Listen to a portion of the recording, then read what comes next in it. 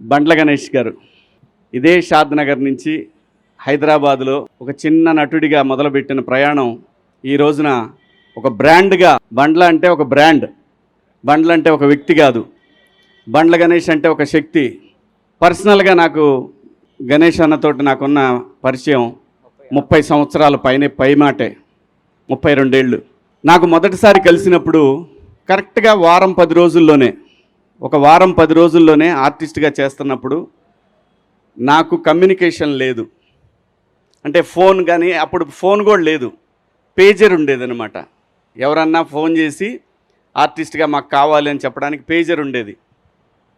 నేను ఈ మాట ఇప్పుడే కాదు, చాలా సందర్భాల్లో చెప్పుకున్నాను నేను. అది ఈ పరిశ్రమలో నాకు మొదటిసారిగా అవకాశం నాగార్జున గారు ఇస్తే, వైవిఎస్ చౌదరి గారి డైరెక్షన్లో, ఆ తర్వాత మొదటి సినిమాగా మాస్టర్ రిలీజ్ అయితే నాకు ఎవరన్నా సహాయం చేశారు అని అంటే అది గణేష్ అన్న మాత్రమే. ఎందుకంటే నాకు అది ఆ రోజు చాలా ముఖ్యం. మనకి టెలిఫోను, ట్రంక్ కాల్స్ ఇలాంటివి ఉన్నప్పుడు ఒక ఇంపార్టెంట్ విషయాన్ని చెప్పాలి అన్నప్పుడు గంటలు, రోజులు తరబడి జరిగేది. అలాంటిది ఆ రోజు నా కమ్యూనికేషన్ అనేది, అప్పుడు అది ఎంత కాస్ట్ కూడా తెలుసా మీకు? అది 4000 5000 ఉండేది. అది రే శివ ఇది ఉంచుకోరా, ఎందుకంటే రూములకు రెంట్లు కట్టడానికి కూడా డబ్బులు ఉంటాయి కాదు, తనకు తెలుసు. సో అలా మా ఇద్దరి మొదలైన పరిచయం. గణేష్ అన్న ఈరోజు ఇంతవరకు వచ్చాడంటే దీని వెనకాల చాలా చరిత్ర ఉంది. ఎంతమందికి సహాయం చేసి ఉంటాడు, ఎంతమందికి ఆస్తులు కొనిపెట్టుంటాడు, ఎంతమందికి తనకు తెలిసిన ఒక మాట సాయాన్ని వాళ్ళు కోట్ల రూపాయలు సంపాదించుకునే స్టేజ్కి తీసుకెళ్ళగలిగాడు.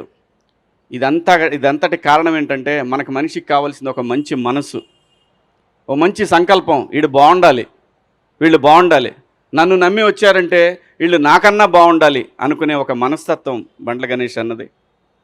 అలాగే చంద్రబాబు గారి విషయంలో అసలు పార్టీలతో సంబంధం లేదు. గణేష్ అన్న అందరవాడు. స్వతహాగా తన కాంగ్రెస్ అభిమానం చెప్పి ముందు నుంచి ఆయన చెప్పాడు, అది మనందరం చూసాం. ఇప్పుడు చెప్తాడు, రేపు చెప్తాడు. మాట మార్చే రకం కూడా కాదు. ఒకవేళ తప్పు చేస్తే లేదు లేబ్బాయి పొరపాటు అయిపోయిందని చెప్పే రకం. అది ఎవరికి ఉంటుందంటే ఒక నిజాయితీపరుడికి మాత్రమే అటువంటి లక్షణం ఉంటుంది. తప్పు జరిగినప్పుడు క్షమాపణ చెప్పడం తప్పు కాదు, పొరపాటు జరిగినప్పుడు నన్ను మన్నించండి అంటాం తప్పు కాదు. అలాంటి ఒక మంచి మనిషి అంటే బండ్ల గణేష్ గారు. ఏదో ఇప్పుడు చంద్రబాబు గారు ఎందుకు అనుకోవాలి అసలు చంద్రబాబు నాయుడు గారి గురించి? ఆయనకి చంద్రబాబు నాయుడు గారు చేసిందే ఉంది, ఏమీ లేదు. కానీ సమాజానికి చేసిన దాన్ని తన గుండెల మీదకి తీసుకొని ఇన్ని కోట్ల మందికి జీవితాలను ఇచ్చిన మహాన్ మనిషి జైల్లో ఉండటం ఏంటనేది ఆయన మనసులో పడింది. ఆ రోజున పడి ఒక ఏదైతే మనకి కృష్ణా గోదావరి నదులు ఒక చిన్న డ్రాప్తోనే మొదలవుతాయి, అలాంటి ఒక డ్రాపు ఒక మహా ఉద్యమంగా మార్చగలిగాడు. ఆ మహా ఉద్యమమే ఆ నాయకుడు చంద్రబాబు గారు బయటికి రావడానికి అంతమంది జనాలు, అన్ని కోట్ల మంది జనాల యొక్క ఒక వైబ్రేషన్ ఆయన బయటికి రావడానికి కారణమైంది. ఆ కృతజ్ఞత భగవంతుడికి ఏదైతే తను మాట ఇచ్చాడో, మా నాయకుడు ప్రజల మనిషి బయటికి రావాలని కోరుకున్నాడు. ఆ కోరిక మేరకు ఆ భగవంతుడు కరుణించి ఆ రోజున బాబు గారికి బెయిల్ రావడం, బయటికి రావడం. ఆ తర్వాత ఏం జరిగిందో మీరు అందరూ చూశారు. మరి ఊరికే మాటలంటాం అందరికీ సాధ్యమే, ఎవరైనా అనొచ్చు ఒక మాట.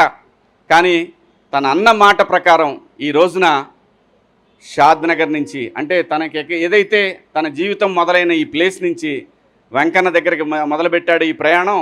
ఇవాళ తను ఒక 40-50 మందితోటి మొదలు పెడుతున్నాడేమో, కానీ ఇది అక్కడికి వెళ్ళేసరికి ఒక మహాసముద్రంలాగా మారిద్ది.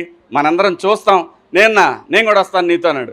నువ్వు కాదబ్బాయి, నువ్వు అక్కడ దాకొద్దు, నువ్వు బయలుదేరే దగ్గర ఉంటే చాలు అని అన్నాడు.